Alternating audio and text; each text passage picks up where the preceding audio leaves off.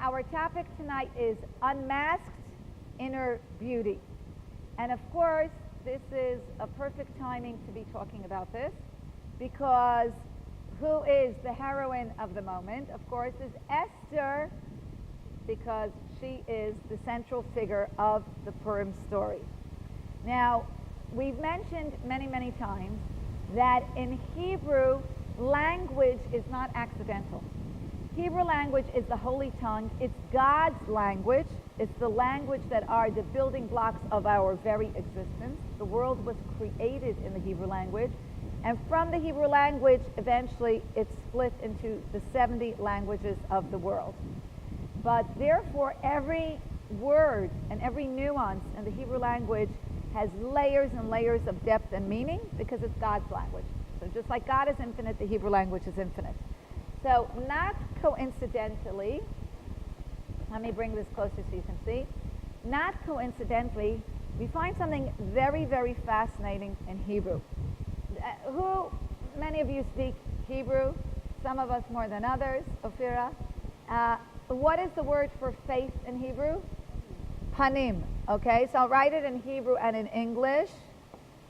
Okay, do we have a working marker? Okay. Panim. Okay, this is in Hebrew, panim. Now, fascinatingly enough, what is a face? A face is what you show to the world, right? Even in English, you say the face that you show to the world. Our face is our external manifestations of who we are, who we manifest to the world. In Hebrew, the word for inner, or what is going on inside of you, is mi bifnim or pnim. Okay? In Hebrew, the word for someone who is a deep, meaningful person, someone whose life is motivated by and dictated by inner ideas rather than external, superficial ideas, is called a pnimi, someone who's inner directed. So look how we see two facets of one coin. You see the inner and the external part of a person's personality is expressed in the fact that in Hebrew, the word for internal and external is almost the same word. Change a vowel and you totally flip the meaning on its head, which means that the external you and the internal you are very closely related. Now, for many of us, our internal narrative and our external narrative, there is a dissonance between the two. Our panim does not match our pnim, and our pnim does not match our panim. You can see it even in the English. You see all the letters: pnimi, panim, pei, nun, etc. Pei, nun, mem. That's the root. There is no person that better exemplifies this dichotomy between inner and outer lives than Esther. And we see that even in her very name. Again, going back to the concept that everything is meaningful in the Hebrew language and that there are no accidents and coincidences, and there's deep resonance, especially to one's name. What is Esther's name? Okay, I'll write it in Hebrew, even though my print Hebrew is not. Esther. Now, those of you, is anybody familiar with Jewish history and knows the time period that the story of Esther took place, the story of the Megillah? So, roughly, I'm going to give you Jewish history in 30 seconds or less. Okay? Here we go. So we have, everybody's pretty familiar, I think, with the time down to the Exodus from Egypt. So we'll go creation, then there's the flood, right? Noah and the flood. Then we have our forefathers and foremothers. So we have Abraham, Isaac, and Jacob. Abraham, Yitzchak, and Yaakov. Isaac, Jacob. And of course, we have the Jewish people, the beginnings of the Jewish people, with Yaakov, Jacob's 12 sons, Jacob's spiritual heir being Joseph, Yosef. which then led the Jewish people into the slavery in Egypt. Coming up is the holiday of Pesach, when we celebrate our liberation from Egypt. After Egypt, we had 40 years in the desert, after which the Jewish people entered the land of Israel, where they were for 850 years. King Solomon, Shlomo Melech, built the Holy Temple. Art was never my subject. Did I happen to mention that? Built the Holy Temple, which stood for 410 years, which was then set on fire and destroyed by the Babylonians, Nebuchadnezzar, in the Jewish year 3338. So bear in mind, we're in the year 5776. 3338 is roughly 438, 2,438 years ago. About 2,500 years ago, the first temple was destroyed by the Babylonians. Now, when the temple was destroyed, when the Beit HaMikdash was destroyed, there was a prophecy. It didn't happen overnight. One day the Jews wake up and, whoa, we were invaded by Nebuchadnezzar. Try saying that 10 times quickly. Then you'll find out the meaning of a tongue twister. Did I ever do that in Hebrew school with you guys? Nebuchadnezzar, 10 times fast. Assignment for the evening. Nebuchadnezzar, king of Babylon, destroyed the first temple, took the Jewish people in chains as slaves to Babylon, which is present-day Iraq. Not coincidentally, Saddam Hussein, who was very aware of history, named his nuclear reactor Tammuz 17, the day that the Babylonians entered Jerusalem, and that began the beginning of the destruction of the Jewish temple. Yirmiyahu the prophet, prophesied that the Jewish people would be exiled for 70 years. And those 70 years, it was not, as we spoke about yesterday on Shabbat, those 70 years, it was not clear, thank you, it was not clear when those 70 years began or ended, because the destruction happened in stages. It didn't happen overnight. There was the taking of the Jewish kings were taken in chains, in manacles, to Babylon as prisoners. The prophets were taken as prisoners. 10 tribes were exiled 150 years before the destruction. So when the prophet Jeremiah said that there will be a 70-year exile and then you will return, nobody knew when the 70 years was. It was during this time, after the Babylonians, the Persians toppled the Babylonians, and it is during the reign of the Persian Empire that we have the story of Esther take place. I'm not going to go through the whole story of the Megillah. Most of you are fairly familiar with the general outlines. What I want to pursue tonight is the inner narrative of Esther. Esther, whom I have erased, Esther being the paradigm of the hidden inner self that we all possess. And we see that illusion in her name, Esther in Hebrew. After the whole story occurred and the miraculous salvation of the Jewish people, Esther asked the rabbis, write down my story, and I want this to be remembered and read forever. They said, okay, we'll remember it. And she said, no, I want it written down, and I want it included in the biblical canon.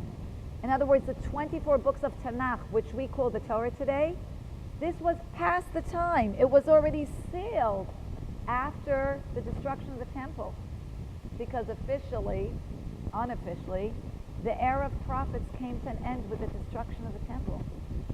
But Esther insisted. And the sages said, well, how do we know that this is meant to be a part of the Torah? And the Talmud talks about how do we know that the story of Esther is alluded to thousands of years earlier. And there's a verse in Deuteronomy, I can't write that much over here. There's a verse in Deuteronomy that God tells the Jewish people that there will come a time, God says, Vanochi astir et panai. I will hide my face, God says. Esther is the embodiment of a hidden life. Esther is Astir. And because of that illusion Torah 2,000 years earlier. No, excuse me. This was about 1,000 years earlier. The book of Esther became included in the biblical canon. It's considered part of Tanakh till today. And we read it every year for the last 2,500 years on the holiday of Purim. Now, like I said, most of you are all familiar with the story of Esther, but I want to uncover the fairy tale a little bit, like I said, and delve into her inner life. Who was she, and what did she experience? So we all know the fairy tale, Esther, Queen Esther, beautiful girl. She was chosen in the beauty contest from all the thousands of women throughout the Persian Empire, the 127 provinces in Ahasuerus' dominion, to become the queen. And she lived a life of wealth and power and fame. This is our currency today, right? The lives of the rich and famous. So you think that she had it all. But really, Esther's life was a huge tragedy. Her inner narrative was totally different from what appeared externally. Haster Aster, the truth of Esther was hidden. And we see that from the very beginning. Because when she gets taken into the palace, Mordechai tells her, hide your identity. Don't let anybody know that you're a Jew. And the story of Esther parallels the history of the Jewish people. Because this was a time when God's prophecy in Deuteronomy 1,000 years earlier came true. God says, there will come a time when I will hide my face. You will not see God. You will not feel God. Haster, Aster, there will be a double hiding. It will all be the inner workings of my hand. And it is up to you, God tells the Jewish people, to figure that out and to find God's hand beneath the external story. And we see that in the Megillah of Purim, God's name is not mentioned even once. And this is a reflection of God's hiding his face, so to speak. And as we mentioned yesterday in the class, that the literal reason for why God's name is not mentioned is because the whole story of Esther, because she was queen of the Persian Empire, and her son succeeded her. Darius II was a Jewish king of the entire Persian Empire. And because she was queen of the Persian Empire, her story was written into the Persian Empire's chronicles, the history books of the Persian Empire. And therefore, the rabbi said if they wrote the name of God, they would substitute the name of their idol, their gods. And therefore, God's name is totally omitted. But on a much deeper level, what does this tell us? That God is there, but he is hiding. Just like Esther was there in the palace, and she was hiding. So let's go back to the beginning. When Esther was being chosen, when Ahasuerus discarded Vashti, who, by the way, if you look at who Vashti was, she is the ultimate archetype of the modern woman. She was beautiful, she was powerful, she was successful, and she was out there. Okay? When Ahasuerus asked her to display her beauty, he wanted her to display her beauty at his feast without any adornment. That meant literally, come with her crown and nothing else. Now, she had done that before, so she wasn't intimidated by doing that. What she was intimidated by was the fact that she woke up with a rash. So when her external beauty was gone, she had nothing to show for herself. And in defying the king, you see that she not only lost her position as queen, she lost her life. Because her entire value just lay in her external beauty. There were statues of her in the palace. When Esther came, she saw what Vashti had looked like. This is before the age of the internet, even before the age of magazines. So only those people that were actually in the palace had seen Vashti. So Esther had seen that Vashti was externally a beautiful woman. But like we said, once that beauty vanished, there was literally nothing left to her. Now we come to Esther. So Ahasuerus sends courtiers out throughout his 127 provinces and wants to find the perfect queen. Now, Esther was a beautiful woman, we know, but she was also, she was married. Esther was not a single girl. Esther was married to Mordechai. Mordecai had adopted her as a young child, and then as she grew older, and he told her it was time to get married, she wanted to marry Mordecai. And so they got married. And this is another one of those things that are hidden in the Megillah, that it could not be written openly, because can you imagine if it was written in the Chronicles of Persian Media that the king took a married woman and he was living with a married woman as queen? So Esther had a double reason for not wanting to enter the palace. And she acceded, she agreed to do that only because Mordecai told her that clearly this is your destiny. He was her husband, and he was giving her up. And she went of her own volition. And she went into the palace, and as we said, the whole narrative of Esther is hidden. And the truth, the inner truth, is something that we have to read between the lines.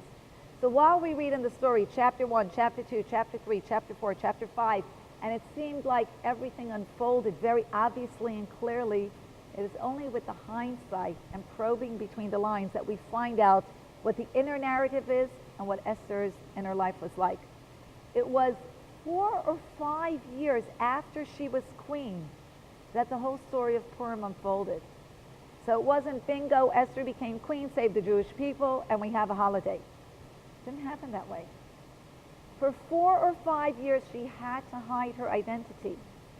And there was lots of intrigue going on in the palace. People were constantly scheming to find favor with the king, and at a moment's notice, it could be off with your head. It wasn't one of those things where you had a position in life, you had your pension, you had your tenure, and you were guaranteed job security. That didn't exist. So Esther was constantly on guard for her own life because she saw how quickly her predecessor lost hers. And she knew that she could not reveal that she was a Jewess.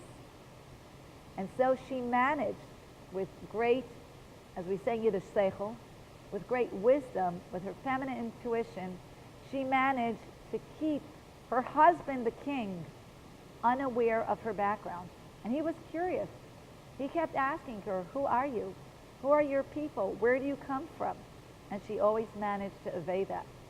And she was able to keep true to who she was as a Jewess in the palace, in the heart of all the intrigue, in the heart of her prison, because that is what her palace became. She was never able to leave and go back to the life that she had before. She was never able to return and live with Mordecai as man and wife afterwards. So really, she gave up her entire life. She gave up the life that she wanted and that she loved for living in a golden prison. And why did she do it? And why was she chosen? If you look at this in this light, you look at Esther's life as a tragedy. And why did it have to be this way? And the reason for it is as follows. We spoke about a little bit yesterday, so forgive me if I'm repeating some of this. But the decree of annihilation came upon the Jewish people for what reason? We know that in the 3rd year of his reign, Ahasuerus threw a huge feast and invited all the peoples in his kingdom to partake. And the Jewish people participated in this feast. And afterwards came the decree of Haman. And why was that so? Because what the Jewish people were celebrating at the feast was their very own downfall. Ahasuerus, at this party, it says, Kirtzon ish v'ish. Anybody had their food, their drink, they drank out of golden goblets. They didn't use a single goblet twice. It was the ultimate luxury. It was the ultimate exclusive invite to the party of the year. And the Jewish people participated. But what Ahasuerus was celebrating was the fact that the 70-year prophecy wasn't coming true. That the Jewish people were not, as their prophets had said, returning to their land, rebuilding their temple, and what they did thereby was cause an enormous chilul Hashem, which means a desecration of God's name. And this caused a huge breach between them and God. Now, there are certain sins which we do tshuva, we say, I'm sorry, God, I repent, and God says, okay, that's enough. There are other sins that are so severe that it says it requires only death can make up for it. So the Jewish people had the decree of annihilation upon them. But to get rid of that, they needed something of an even greater level of sacrifice. And that was Esther's sacrifice. And what was her sacrifice? Not only did she give up her entire life, but according to Jewish law, as long as she was coerced by Achashverosh to be in her position, she wasn't guilty of doing anything wrong as a married woman. However, the moment she willingly entered into a marital relationship with Achashverosh, she was an adulteress. And there was, this is one of the top 10, right? So what happens? After the decree of annihilation, Mordechai comes to her, and Mordechai tells her, you have to go save the Jewish people. And she says, Mordechai, I can't.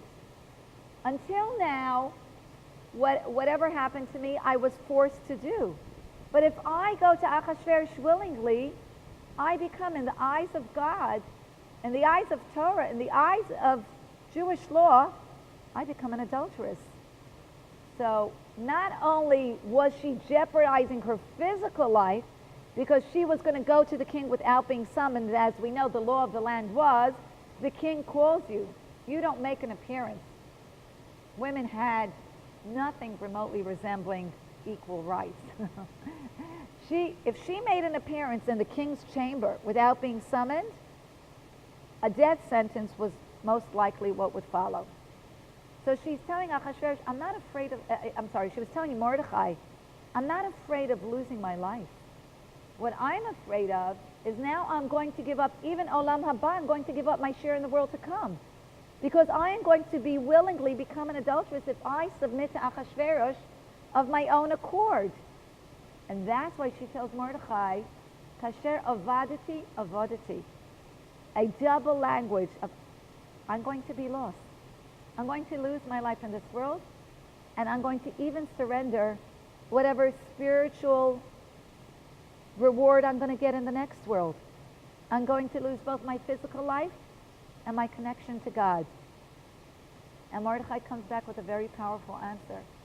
And he says, Mi yodea im ka'et lazot higat lamalchut. Who knows, if not for this moment, did you become queen? This is your moment of destiny. As painful as it is for you to go and submit yourself to Achashverosh, this is why God chose you to be in the palace. And this was the ultimate sacrifice of Esther. Pause for one moment. Fascinatingly enough, we see that Achashverosh ruled over 127 provinces, over which Esther, our hidden Jewess with a hidden life that nobody's aware of, Esther becomes queen of those 127 provinces. And if you look, where else in the Torah is the 127 mentioned? Anybody remember? Yes. Sarah Imenu, Sarah, our foremother. It says that when she died, she was 127 years old. So 127 years old, 127 provinces, nice coincidence. But we know there's no coincidence. Oh, really? Beautiful. Thank you, Esther.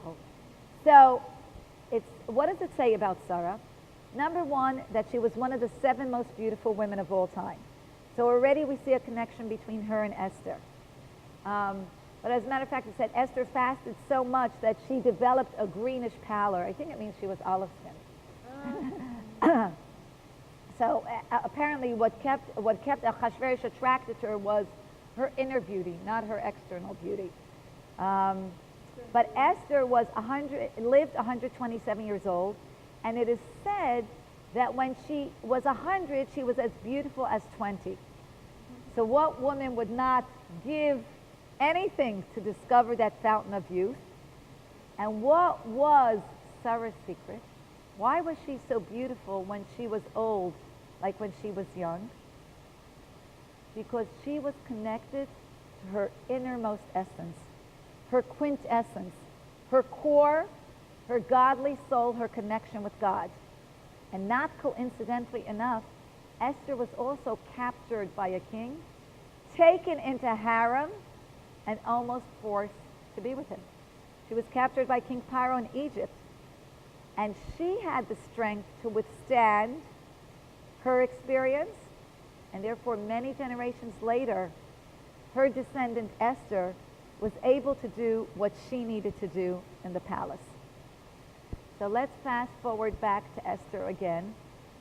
So just to repeat, Sarah's beauty was everlasting because her beauty stemmed from a spiritual source, not from expensive creams from Sephora.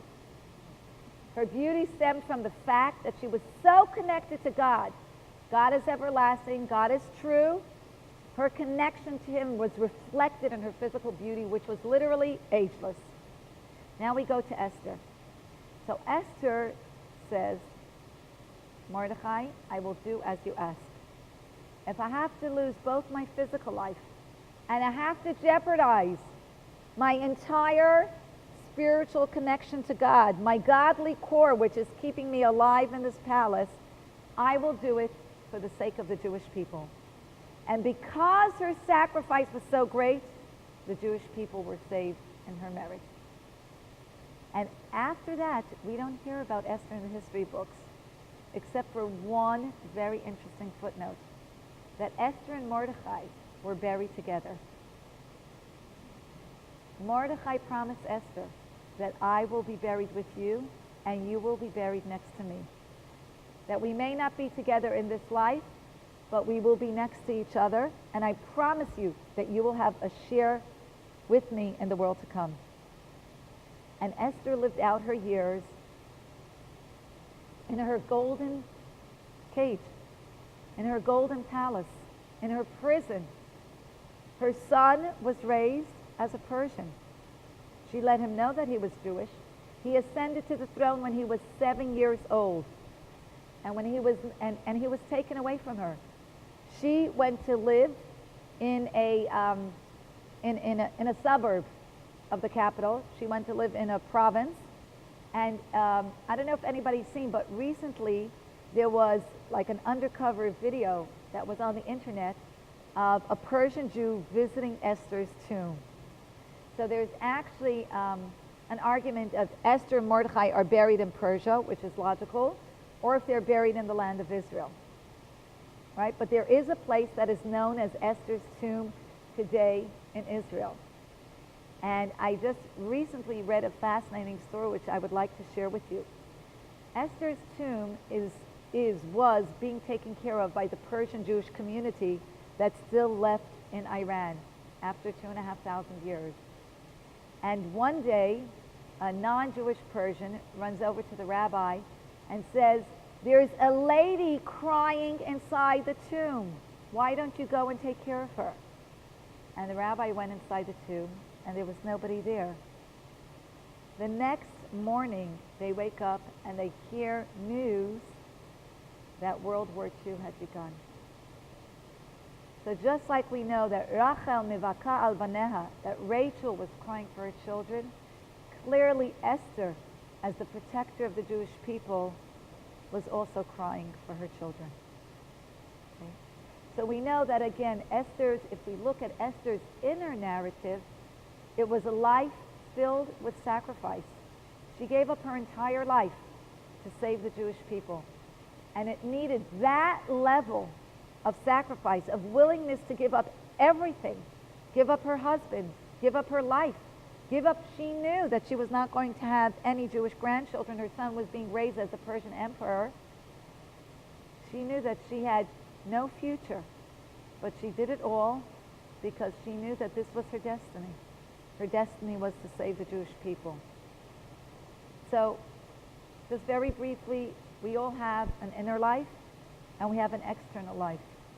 And the way to achieve harmony between the two, the way to true inner beauty, is like both Sarah Imenu, Sarah our foremother, and Esther, that incredibly brave and courageous heroine that gave up everything. Think of her as a human being. a life as a woman, as a mother, as a wife, gave all that up to save the Jewish people. And the way she was able to withstand the pain and the difficulty of all those years of living in her golden prison was by being connected to her essence, to her God, and to her godly soul. And while it says a beautiful woman is an asset for her husband and it brings joy, but our inner beauty is what makes our external beauty shine.